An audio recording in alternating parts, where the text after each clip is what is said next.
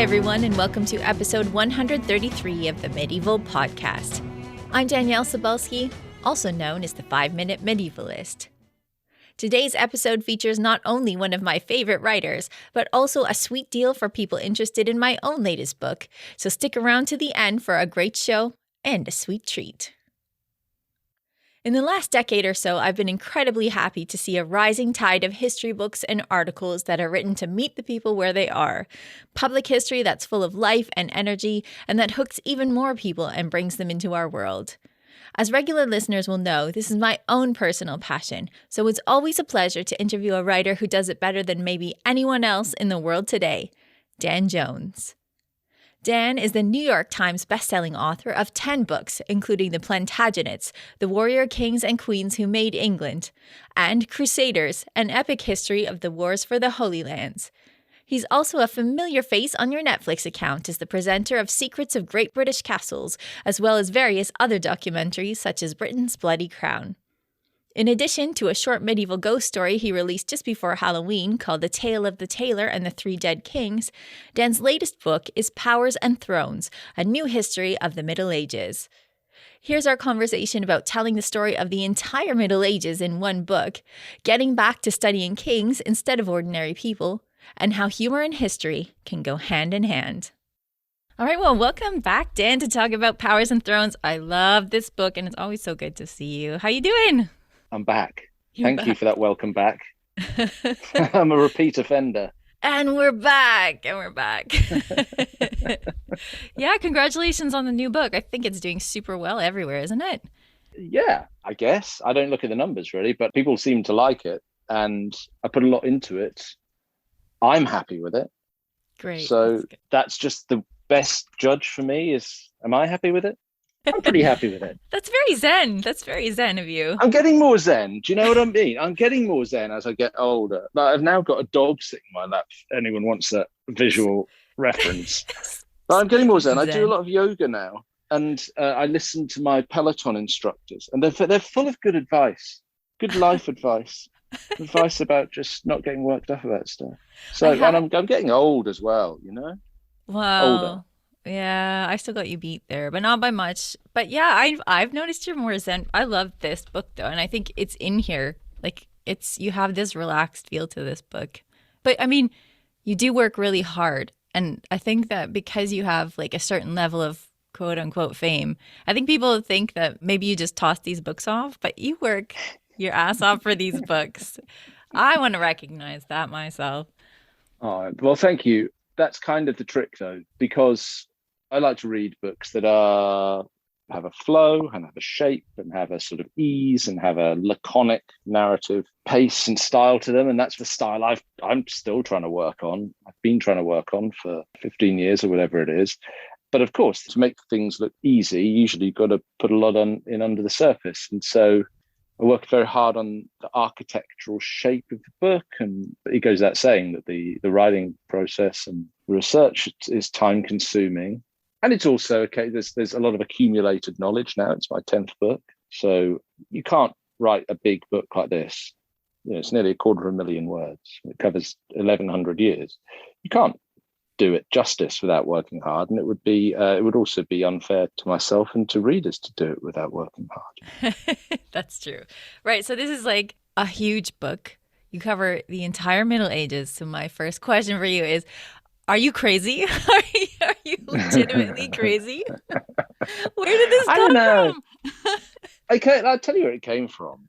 Partly I've been going in this direction a little bit, you know. Second book was Plantagenets, but I'd written books on Peasant Revolt and Magna Carta and the Templars, which are relatively contained stories. And in the case of Peasant Revolt and Magna Carta, really only cover about a year. But I prefer working on a big scale. You know, Plantagenets was the Roses, Crusaders, the medieval books I've done. Those are the books I've really sort of felt like, yeah, this is the scale I like working on. I've just done Crusaders. We talked about that. And I was thinking, well, how do you get bigger? Do I go and do a dynastic history of another country that's not England? Do I do a sort of a big burst outside the Middle Ages and do a big history of Britain? I thought about these things, but I wanted to do a big book. It was going to be book number 10. And then my publisher, my British publisher, Anthony Cheetham, just sort of buttonholed me one day, and he just had an idea, as is his wont. This has been the key to his success over the years, is just having an idea every day and knowing a writer that he thinks is stupid enough to attempt it. And he just said, you should do a history of the Middle Ages. Sack of Rome to sack of Rome. He meant 410 to 1527. What do you reckon? I said, yeah, sure. That sounds like a great guess. Yeah, sure. But it was, it's a conversation. He's a forceful man, and we're old friends. He's also got this ability to inspire you as a writer, to make you believe that you're capable of doing something. Which is wonderful talent. And anyway, I said yes. And so that was it, done. And then I went away and wrote up a treatment for both my American publishing partners and my British publishing partners. And I was like, do you know what? This could be like super dope. This could be really, really fun. Because we're in a time when the trend often can be towards hyper specialization. I know, certainly, as I understand it, that's the broad direction of movement in academic circles. And you see a lot of it in trade publishing as well. People are somewhat leery of attacking very, very big subjects. And I think it's often good to go against the grain. So I thought, yeah, why not? Let's do it. And I thought it was also a chance to, A, demystify the Middle Ages for a general audience, should they need it demystifying any further. And B, to kind of do a book that was more reflective. I'd always actually, with the medieval books, been quite concerned to shut out the modern world as I was writing them, because I found that was a good way of keeping a sort of deep mood inside the book.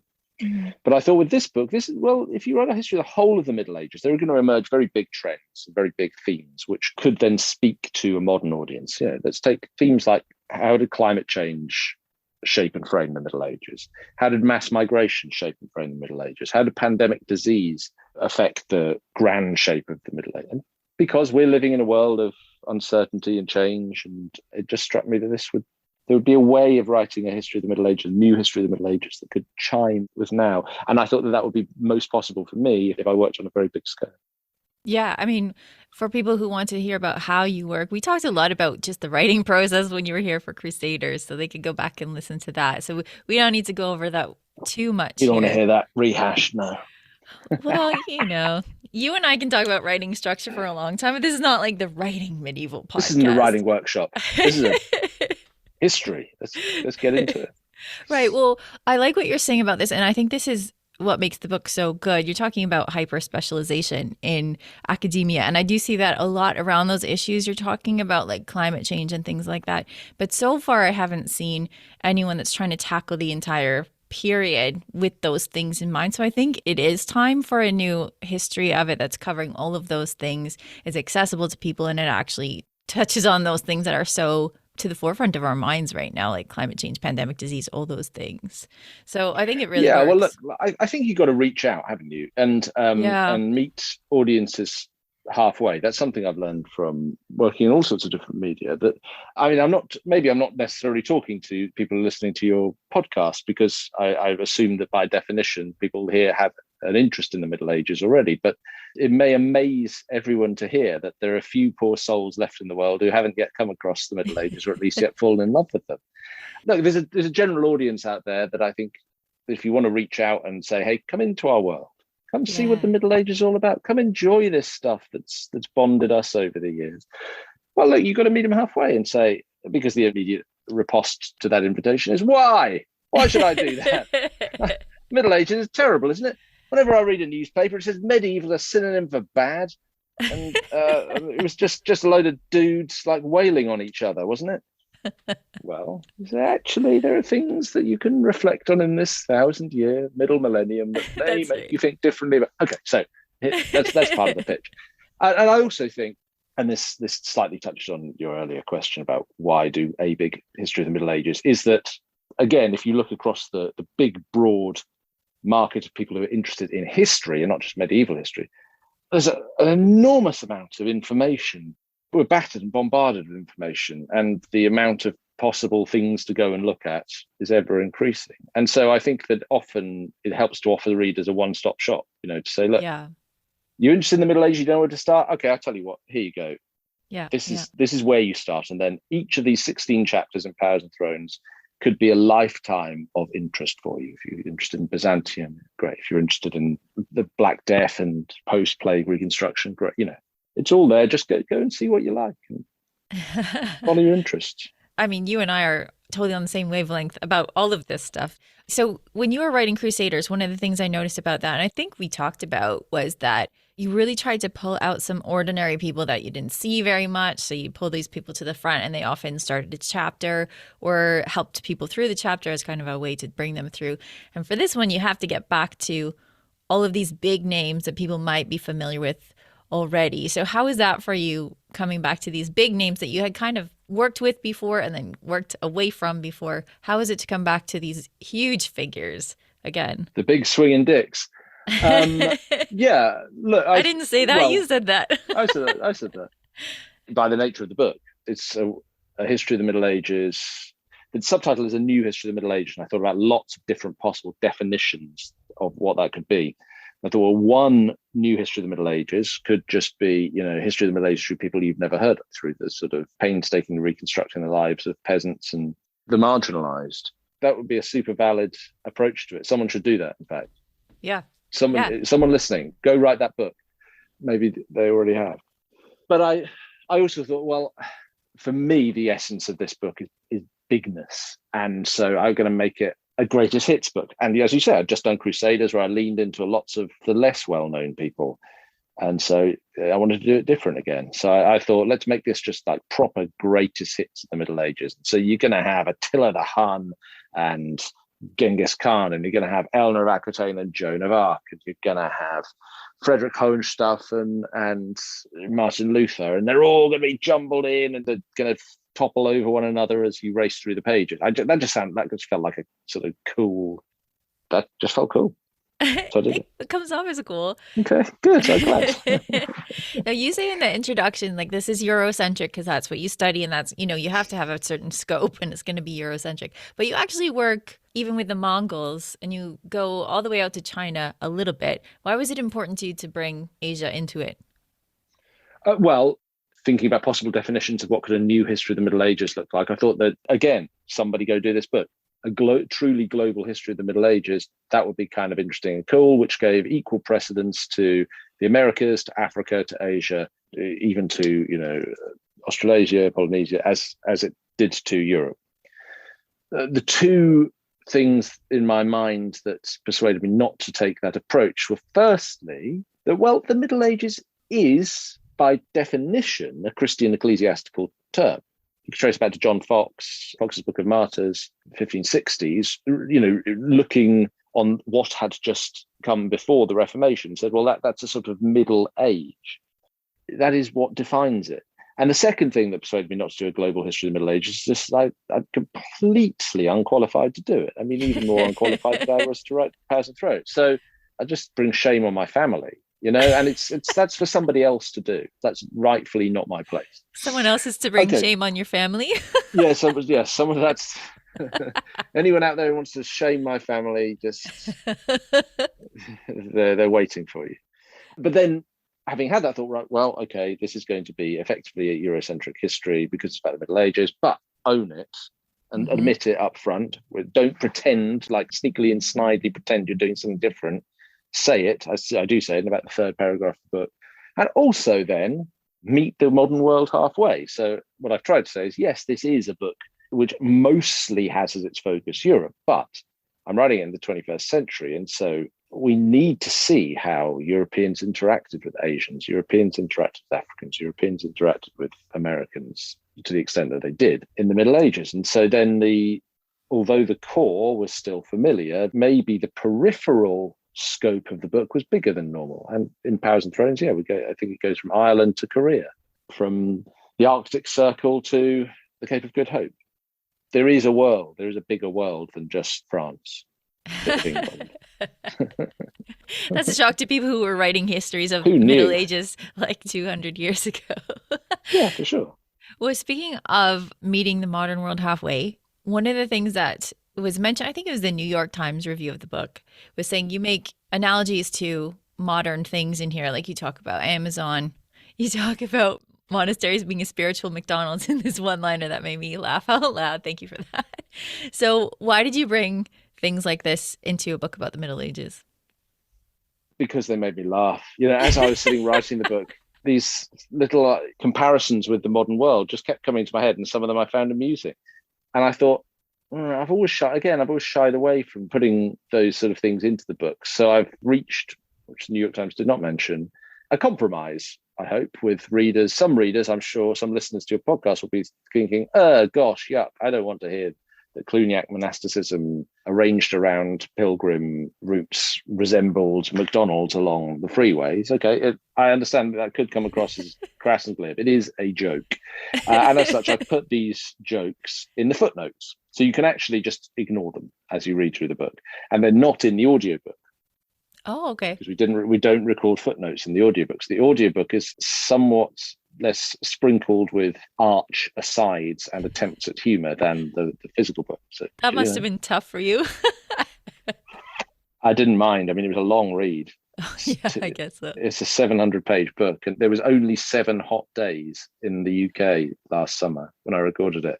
And in all of them, I was in the audio booth, which had no window and was about 6 foot by 6 foot by 6 foot, and was dark apart from a small lamp and the light of an iPad, and had no air conditioning. And so I had to read this audiobook physically sweating and reading 7-8 hours a day, semi-naked. At one session, I just had my underwear on, reading an audiobook. Who says medieval history is not sexy, right? Right. Well, it wasn't that sexy. Certainly, when anyone opened the door, it was shocking. And as I was recording, I said, after like a day or two of this, that every time I went into the booth, I would try and silently take all my clothes off and sit there. My producer couldn't see me, right? So after about a day and a half of this, I felt like we knew each other well enough and say, look, I'm going to tell you this now, just in case anyone comes into this booth. I'm sitting here mostly naked. And she went, yeah, that's completely normal. Almost everyone does it. It gets really hot in there, right? I'm like, oh, this is great. Oh, okay, good. I thought I was going to get cancelled for this. She's like, no, everyone's naked reading it. He's such a diva. This is his process. You have to respect. You're going to ask for special M&Ms after this, right? Anyway, that's all an aside. We were talking about jokes, and right. What was another one? I was doing the chapter on Dante, and the chapter about the Renaissance, and it begins, of course, with Dante and Petrarch and Terza Rima and sort of new avenues of vernacular Italian literature in the 13th, 14th centuries. And as I was writing this bit about Dante, and there's an episode at the beginning of the chapter which describes Francesco Filelfo giving a lecture about Dante in the cathedral in Florence during the sort of height of Cosimo de' Medici's power. And he's talking about Dante, and it starts a fight in which supporters of Cosimo attack Filelfo in the street, and he gets stabbed brutally attacked and stabbed in the street a few days later because of what he's been saying using Dante. And I thought, well, as I'm writing, I'm thinking this is a new form of rhyme, intricate rhyme patterns, super exciting racy subjects, dark imagery, unbelievably petty squabbles arising from it, and this spilling over into gang violence in the streets. And I grew up listening to a lot of hip hop in the 1990s, and this sure as shit sounds like Tupac and Biggie to me. So I just put a little footnote in that just says, we see this stuff come round and round again. The beginning of Powers and Thrones has the little epigram, and it's the preacher from the book of Ecclesiastes, the one that everyone gets their titles for famous novels from. He says, what has been is what will be, and what has been done is what will be done, and there's nothing new under the sun. That's kind of the deep message. It means the Middle Ages doesn't have to be as scary as you think it is. We can feel familiarity here, but it's broken down in the little sort of micro instances throughout the book. It's like, you're going to see some shit that looks familiar. Yeah. No, I like that because, well, I mean, I've always been on that page too, where this is familiar because people are so similar, and you see this back in the day. I mean, I think you talk about football hooligans as well, because you get really far back into the ancient world. Yeah, this was chapter 4 is called Arabs, and it's a history of the origins of Islam, the first Islamic caliphates and the Arab conquests up till 750. Then the fracturing of the Umayyad Caliphate. Serious topic, quite difficult often for even people who are familiar with medieval history. Islamic history does tend to be slightly hived off in its own little subsection that people feel nervous about approaching or don't get to until they get to the First Crusade, and then there just seem to have been loads of Muslims everywhere. So it's not familiar territory to a lot of readers, and it's serious. You can't get this stuff wrong. So it was something that was not very familiar to me, and so I put a lot of really serious work into it. So it was nice to have a couple of these occasional moments of levity. And the example, well, there's two examples in golf football, so maybe I picked the wrong one. But one of the examples is talking about the Arabs seeing themselves as the sons of Ishmael. And of Ishmael, it was said he was a wild ass of a man, and his hand was against everyone's, and everyone's against his. Now, followers of English football, although not Premier League football, the lower divisions, may be aware of a club called Millwall FC, who for a time, perhaps even still, had a reputation as having the most violent and feared fans in the whole of England. Millwall, the den where they play in South London, was not a nice place to visit, and their travelling fans were really nasty. And their terrorist chant was, "No one likes us, we don't care." I thought, this is the same thing. Everyone's scared of these people, but they know what they're all about. So again, there's a little footnote. If you find that offensive or crass, great, just skip the footnote. But maybe you're also talking about the chapter on Byzantium, which is the preceding chapter 3. Yeah. Right. So then it's the Hippodrome factions, the Blues and the Greens, the Nico riots, Justinian, Theodora. And the Blues and Greens watching the chariot racing in the Hippodrome in Constantinople and in the 6th century, man, that's football terrorist stuff. Yeah. It's probably more similar to Italian football, like ultras. I will take your word for that. In Italian football hooliganism is considerably more politicized than it is in British football.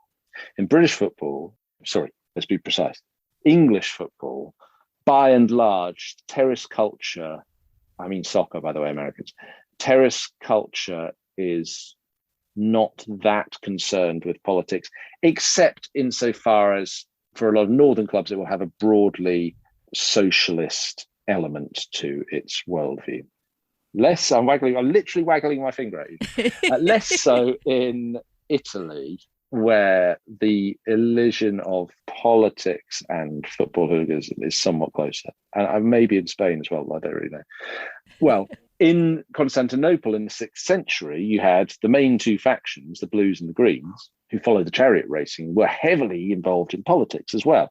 And so they took political positions, and there was a degree of cultural political negotiation between the emperor and the political powers in Constantinople and these football hooligans. And they had kind of trendy haircuts, and they wore like the dope threads, and they had a look, and they were kind of prone to easy violence, and they were just super into sport, and they were quite prickly and thin-skinned and easy to offend. This is football hooliganism. It just is. It's the same thing. It just happens to be in Constantinople about 1400 years ago. What's the difference? It's true. People are people. I love that you threw in the haircuts and the dope threads, because you need to have markers if you're going to be part of a group like that, right? You need to show For sure, off. yeah. The amazing sandals, the best Well, trends. yeah, and you know what? Look, you're more of an expert on this, much more of an expert on this than I am. However, this is observational on my part. You can set me straight. When we interact with the Middle Ages on television, in drama, there's really only one haircut. Yeah. Or maybe there's two. But it's just long hair for the dudes and like an immense plait for the women. And that's the medieval haircut. Now, I'm going to set aside The Last Duel, the Ridley Scott movie that just came out. Did you see that? Yeah, well, I reviewed it for the podcast, so yeah. We talked about mullets. So you talked about Matt Damon's mullet. Okay, yeah. But the fact that that's a huge talking point in this film shows us just how poorly represented changing fashions in the Middle Ages have been in film hitherto. I mean, look, you might do Henry V and give them all pudding bowls. Yeah. But by and large, this sense that in the Middle Ages, there were sort of rapidly changing fashions, and that sometimes styles were in and then they'd move and styles would be out. It doesn't get very represented, but it would be weird to think that didn't happen, that there was just a sort of staid kind of fashionlessness until you get to like the 18th century, well, no, 16th century. Between togas and corsets. There's nothing. Yeah, that's it, right? Of course, it can't be true. Well, there's sometimes mullets. Okay, so speaking of stuff that there could be more of in general, so you have this gigantic book, but you're covering 1,000 years. You must have had to cut some things out. You have to kill your darlings. No, it's all in there. It's all in there. Yeah, no, No, of it's course. not. Look, it's not an including job; it's an excluding job. Yeah, so what were your favorite things that you couldn't put in? Which darlings did you have to kill for this book? That's a writer's term, There's everyone. not. Yeah. I feel like I'm gonna turn people off buying it if I tell you. Hey, your Okay. favorite thing? It's not in there. Everything else is in there. I tell you, so the Plantagenets don't get a good showing in Powers and Thrones. Like they make it in here and there, and certainly the chapter on builders. There's a chapter on castles and cathedrals. Edward I looms large. The chapter on merchants, the commercial revolution. There's a wee bit of Edward III and England's interactions with the banks of Italy. Henry II, not a lot. Eleanor of Aquitaine's there, but in the context of the Crusades, the sort of Lancastrians forget about it. They just don't even figure. Richard III only charges through because I believe, if I get this right, I only mention him once in comparison with Da Vinci because they were born in the same year. And I'm trying to place Da Vinci's or make Da Vinci's incredible genius seem all the more surprising that this dude was born in the same year as Richard III. Mm-hmm. So I left most of the Plantagenets out, and that was not through choice. I would have had them all in there because, as some of your listeners will know, I'm all about the Plantagenets. Well, luckily, there's a book for that, right? There's a book for that. Yeah, and it would have been handy just to transpose quite a lot of the Plantagenets into Powers and Thrones, but it would also be cheating the reader, of course, so I'm not into it. Partly, look, here's why. When you're telling the story of the Middle Ages, I'm sorry to say it, but England, for the most part, in the big sort of helicopter story where you're seeing from very, very far away, isn't that important. It's not that important. And so that was not a surprise to me, but actually getting into the weeds of writing this book and going, well, when am I going to get the Plantagenet? I've missed, oh goodness, this is odd. That was like an applied example. It gave me an applied understanding of all that stuff that I was so immersed in writing Plantagenets, Wars of the Roses, Magna Carta, Peasants' Revolt. There's another way of looking at this world in which this doesn't matter. And look, to go back to something we talked about earlier, if someone goes and writes the grand global history of the Middle Ages, almost everything in Powers and Thrones won't make it in either. Mm-hmm. It's about your perspective, right? Yeah, absolutely. And it's funny, I'm thinking, as you're saying this, I'm thinking like, this is kind of what being a medievalist is all about. You spend all this time like, oh, the Middle Ages is so cool. And you speak to someone else and they have no idea. So it's familiar. It's familiar to be like, oh, this is very specialized, but you forget that it's specialized sometimes when you're working on it. Of course. Yeah. And it's always helpful to step outside your comfort zone and step outside your specialty as a writer, as an academic, as a student, as a scholar, whatever, as a researcher. It's very helpful to have perspective. I've written a couple of books with Marina Amaral, these brilliant digitally colorized photography, and these are modern history books. It isn't too much bearing on my medieval work at all, but it's refreshing every now and again to just get away from the period, even if so when you come back, you see it afresh. It's like going on vacation for a month and coming back and go, oh, I do like the place that I live after all. Or not, or going, do you know what? I hate this place and I have to leave and move. It's helpful to gain outside perspective. Yeah, and I think that really works. And actually, writer to writer, one of the things I admire most in this particular book is you have a chapter on Crusaders. You've written about Crusaders twice. And so that could be a really bloated chapter, but you've got this so streamlined so that you explain everything well, and I think thoroughly, but it doesn't get overdone. Did that take a lot of work, actually, that chapter, to try and like whittle down 2 books worth of information into one chapter? Or did you just have sound bites from having interviews? Well, I write the book sequentially. So I write from start to finish. And that chapter on Crusaders comes out of the 2 chapters on monks and knights.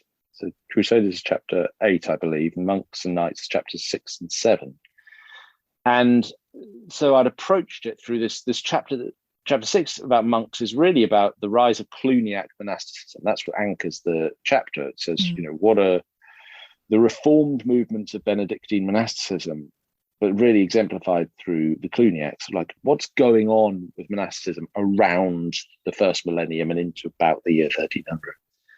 And then the chapter on knights does the same. What is this thing? There's this weird social archetype, if that's the right word, probably not, of the knight. What's special about this? And the chapter's all about the intersection between literature and reality. Now, that's a very different angle of approach to the Crusades than I'd taken certainly with Templars, and again with Crusaders. Come at them from a different angle. So, I wrote my way into the chapter on Crusaders with different priorities. And I wrote my way through it knowing that the Mongols were coming next. That was going to be my chapter 9. And so that I had this idea that chapter 9 about the Mongols was going to start in the Fifth Crusade. And so that really the arc was going to bend towards Innocent III and kind of not go much further. And I certainly didn't want to get into the Ottomans and the later Crusades because I knew that would be coming at the back of the book. Okay, we're talking story architecture now, which we said we wouldn't do. But my point is that the framing matters in how you tell a story. And the framing for writing about Crusades in this book was different. That being said, I think it's the longest chapter in the book. I think it's slightly longer than the chapter about the Arab conquests, because there is just a mass of information to get in there. And also because the Crusades are really important in understanding medieval history in Europe. The fall of Jerusalem, 1099, is a pivotal moment in Western history. Pivotal. Yeah. And we're still living with it now. So it had to be a long chapter. But yeah, I was also very conscious this can't just be like a little sort of shrunk down Lego Man version of Crusaders. It's got to have a different vibe to it and fit in this book. It's fair to have a big chapter on Crusades because I think a lot of people come to the Middle Ages through Crusades, and you have to do that work of explaining back to it that it's not as black and white as people think. And so that's the stuff that I really admired about how you did that chapter, is explaining this stuff. And I think your books are marketed very well, and you have a really good eye for like what's going to be attractive to people who are not specialists, right? Like if you have these chapters to the books that are called these names, it's going to bring the people. And I think that's really good, but that shouldn't make people think that you don't get into these things really in depth and take them apart and really explain. People have this misconception about Crusaders. There are many points in it where you say, well, hang on for a second, let's just take this apart before we move on and really talk about how this might be a myth in our way of thinking right now that needs to be looked at before we can move to the next thing. Right. And so maybe we've slightly missold this book by talking about the jokes first and the serious stuff second. But, the jokes will get people to this point. Okay. The books are marketed at a general audience because at heart, I want more people to be interested in the Middle Ages. Me too. Once you get in, it's going to be easy to read and fun and serious. Yeah. And full of information and thinking about the Middle Ages. Because once upon a time, long time ago, I was a relatively serious medieval historian. And I took this stuff seriously, and I read all this stuff.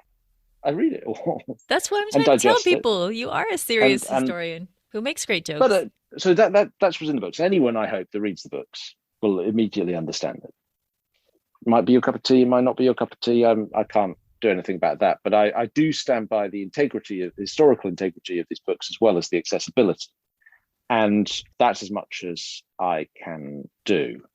I sleep very easy at night knowing that I do the hard work, and then if it's so deceptively accessible people think it must be bullshit, okay, just go follow the endnotes. It's all there. Yeah, it's all there. Well, I mean, I wouldn't have you back again on the podcast if I thought God it bless was all you. bullshit. Yeah, no, you do the work. And I wanted to bring that up because I think that sometimes, you reach a certain level of notoriety and people just assume you don't do the work, but you do the work. Okay. I think you've sold that book really well just now by saying, all the things you did about how it's really accessible, but it's good work. So tell us about the next thing you're doing, because the next thing you're doing is totally different for you, and it's going to be super cool. Well, I'm writing the first of 3 novels set in the 100 Years' War. I am actually going back to just England and France, having left it out of House of Thrones. Now we're doing something different. So the first novel of 3 projected, maybe more, is called Essex Dogs, and it's coming out next October. And it's set in 1346 in the Edward III's Cressy campaign. And the idea had been kind of brewing for a little while. You and I, we mentioned before we started recording that you and I in 2015, you said, had a conversation. I was talking about doing fiction then. My God. Well, I didn't do anything about it. I didn't really have an idea. 2017, I woke up on an aeroplane. I mean, I knew I was on, I'd got onto the aeroplane knowing I didn't wait. This isn't Mission Impossible. I didn't wake up on an aeroplane. I was on an airplane. I fell asleep. I woke up. I'd been dozing. And I just had this idea. This gang of freebooter kind of, you can't really call them soldiers. They go and fight and they go and rob. It's really the soldiers of fortune, I suppose you might call them, around the time just before the Black Death, the early stages of the 100 Years' War. I didn't really know what to do with them. I tried to write them up into some kind of stuff, but the story wasn't there. So I shelved it again. 2019, the new year of 2019, the innocent times, I went to Normandy for New Year. I had like a house and had a bunch of my friends come stay. And we kind of hung around in Normandy in the sort of chilly, bleak midwinter. And on New Year's Day, we went down to Omaha Beach and visited. We didn't actually visit the American Cemetery. I don't think it was open, but we walked around Omaha Beach and we talked about the history of D-Day and tried unsuccessfully to imagine what it would have been like and what we'd have done had we been there. All the stuff that everyone does when they go to the Normandy beaches. I came back. I was still buzzing around my head. I read a bunch of stuff about D-Day, like a lot of testimony from people who'd been on Omaha Beach.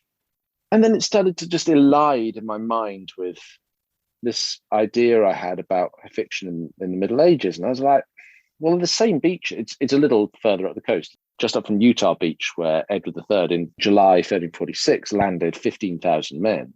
But I thought, what's the difference? I mean, I don't want to be getting off a landing craft with Bob Capper taking my picture and Messerschmitts and machine guns on the 6th of June, 1944.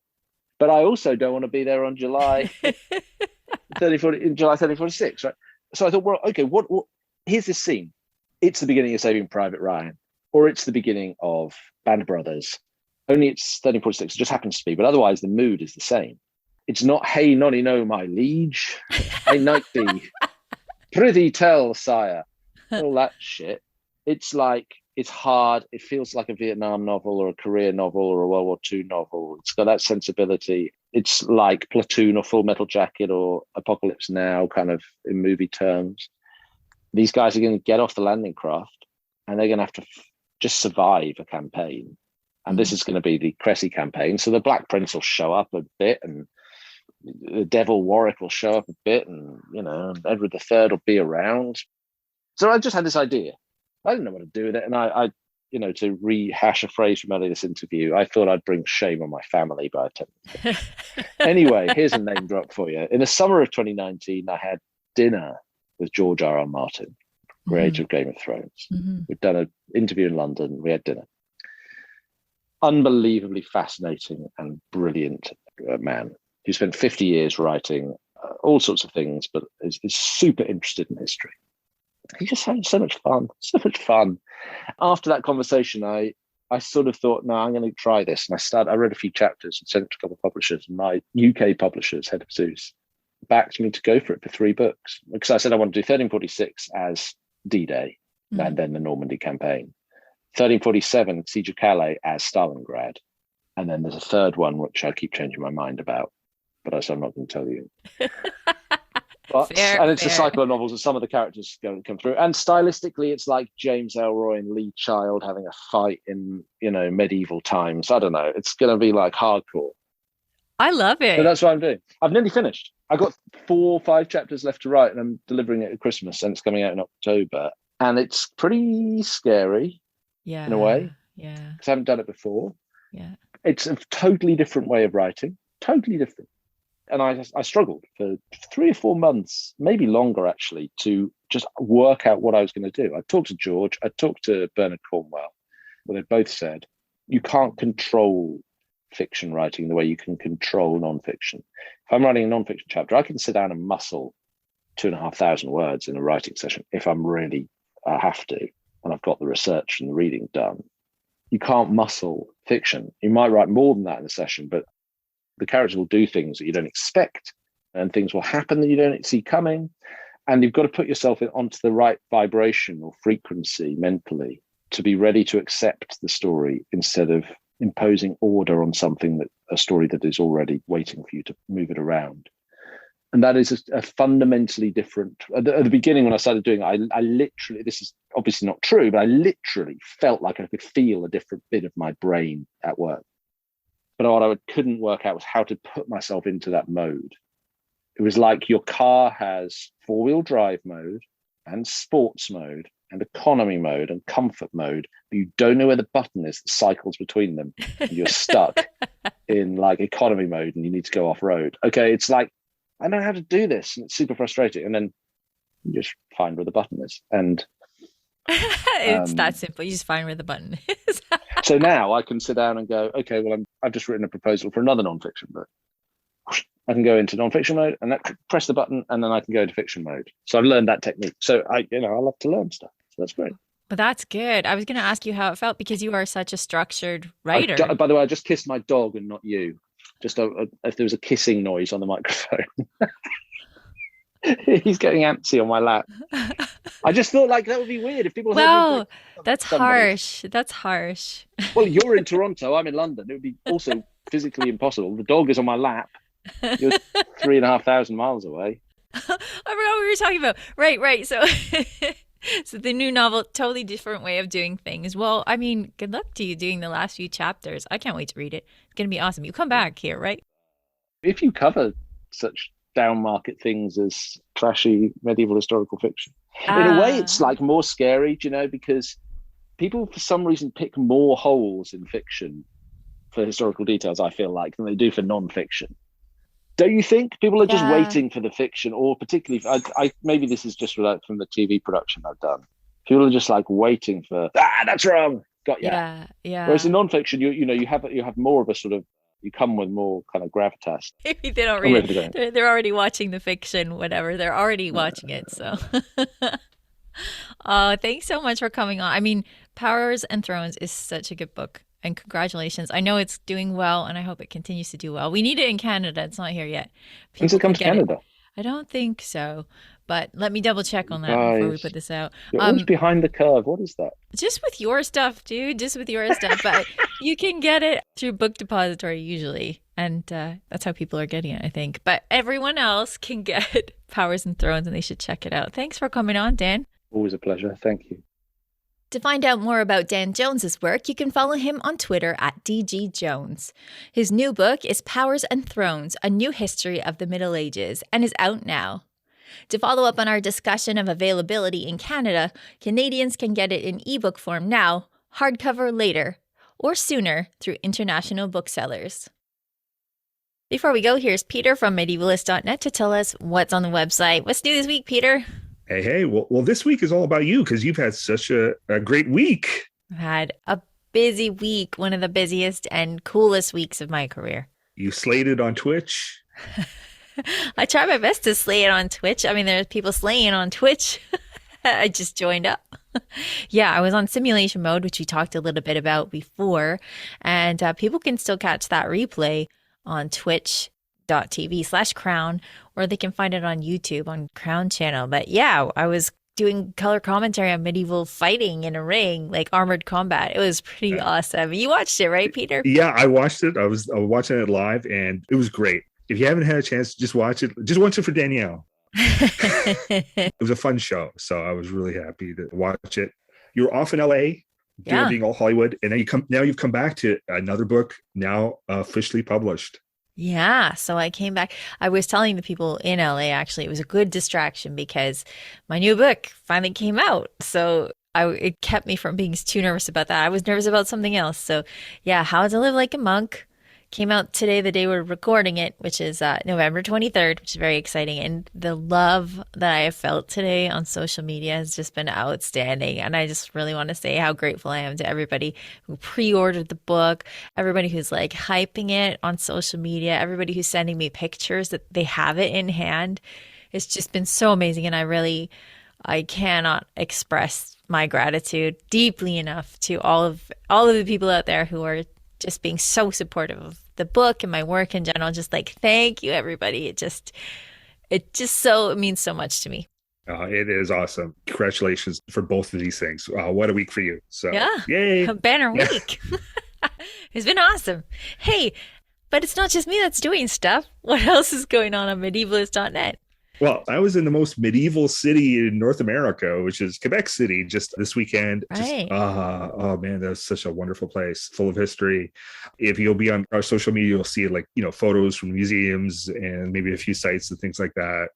It was a bit of a quiet week for medievalist.net, but we have a new episode of Bow and Blade. And this one, Kelly and Michael did a Q&A episode answering listener questions like, what was a cavalry charge like? And which medieval king would they want to live under? So that was fun. Wow, that's a great question. I need to listen to this podcast because I know Michael and Kelly, and I really want to hear what their answers are to that. Yeah, indeed. So please check that out. We also got pieces on why the Viking raiding ended in the 11th century and medieval confraternties and like how it was like to be with a gang of people all happy to be under one saint, partying it up.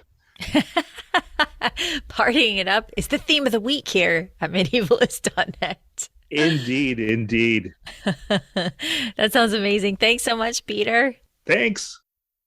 Thank you, as always, to all of our patrons on patreon.com for your support each month. We have great stuff for patrons like subscriptions to Medieval Warfare magazine and the Medieval magazine, our book club, and our exclusive maps by Tina Ross. All of these things might make pretty awesome gifts for a medieval lover. Just saying. To get in on all the action, please visit patreon.com/medievalists. And finally, if you've been waiting for my new book, How to Live Like a Monk, Medieval Wisdom for Modern Life, to come out, but you haven't grabbed a copy yet, or you want another copy for friends and family, you're in luck. My publisher, Abbeville Press, has a special offer just for my favorite people of 20% off if you order it directly from their website. Just go to abbeville.com, that's ABBEVILLE.com, look up How to Live Like a Monk, and use the code BENEDICT, as in Saint Benedict, to get 20% off the cover price as a special gift from me to you. We'll also have the link in the show notes on medievalist.net. Thanks for supporting me and the book.